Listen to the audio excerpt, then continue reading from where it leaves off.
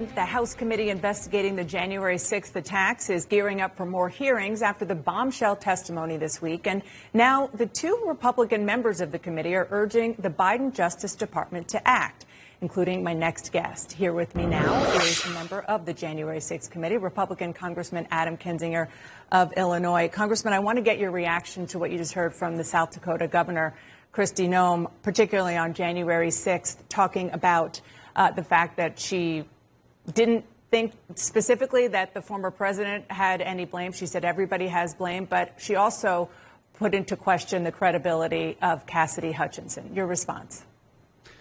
Yeah, I mean, I'm blown away. This is not, I served with Kristi Noem in the House, and it's like Invasion of the Body Snatchers. This is not the Kristi Noem I served with. Kristi Noem I served with, was conservative, dedicated to truth. I at the time would have put her country above her political career at any moment. It is clear, look, Dana, it is clear she is running for president or vice president. She's scared to death of the base. And for her to call into question, a 26-year-old patriot who stood in front of the committee alone and told the truth, and then to avoid saying that Donald Trump bore even an ounce of responsibility for January 6th, I get amazed still every day by what some of my colleagues do. This is one of the biggest ones. She used to be something very different.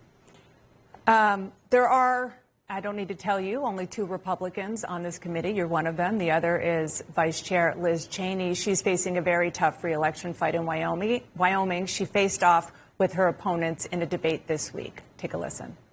Our republic is not in danger because of President Donald J. Trump. We have serious questions about the 2020 election. When I talked to Mike Lindell, he did say that there was a small portion of voter fraud in the state, but that is alarming anyway. There is fraud happening, and we know it. I will never violate my oath of office, and if you're looking for somebody who will, then you need to vote for somebody else on this stage.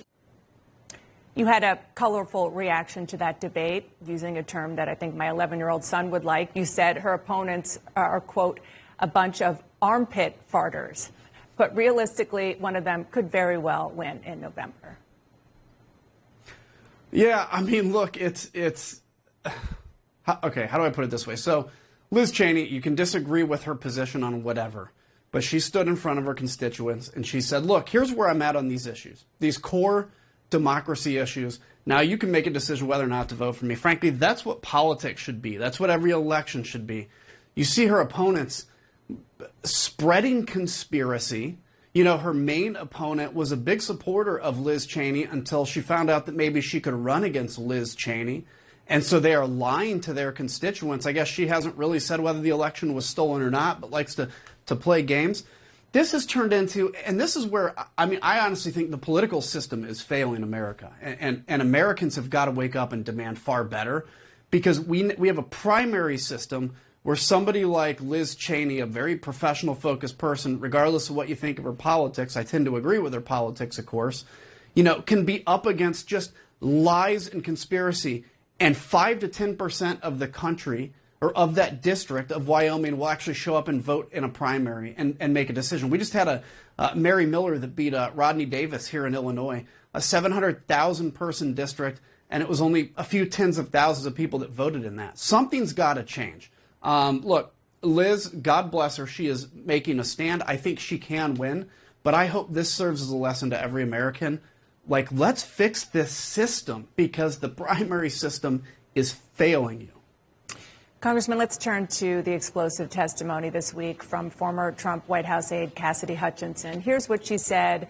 Then Deputy Chief of Staff Tony Ornato told her happened inside the presidential car on January 6th. The president said something to the effect of, "I'm the effing president. Take me up to the Capitol now." The president reached up towards the front of the vehicle to grab at the steering wheel. Mr. Engel grabbed his arm, said, "Sir, you need to take your hand off the steering wheel. We're going back to the West Wing." Mr. Trump then used his free hand to lunge towards Bobby Engel.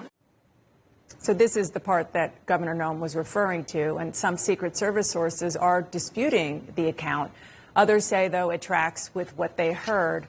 So the question is, Trump allies are trying to use this to discredit all of her testimony. Why did the committee put this out there, ask her about this, that she heard secondhand without first obtaining corroborating evidence?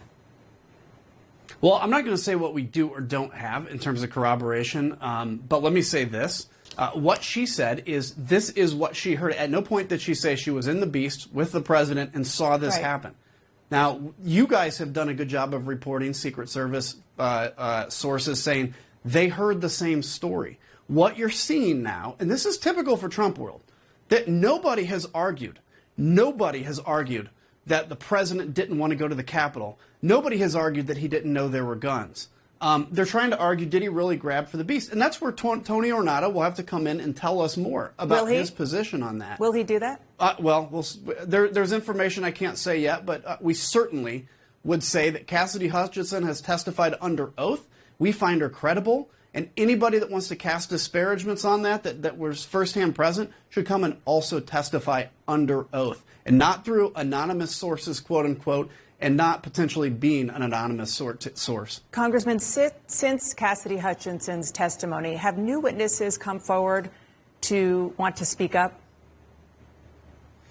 Yes. Again, I don't want to get into who or any of those details, but and it's not even just Cassidy. By the way, she's been inspiring for a lot of people. This happens every day. Every day we get new people that come forward and say, hey, I didn't think maybe this piece of a story that I knew was important, but now that you guys are, I do see this plays in here.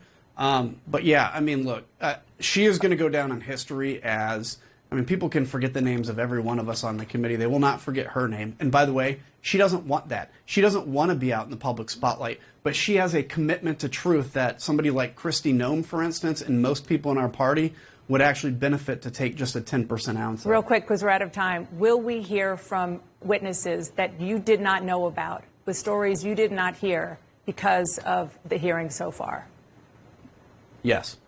There will be way more information, and stay tuned. Congressman, thank you so much for joining me. Have a nice 4th.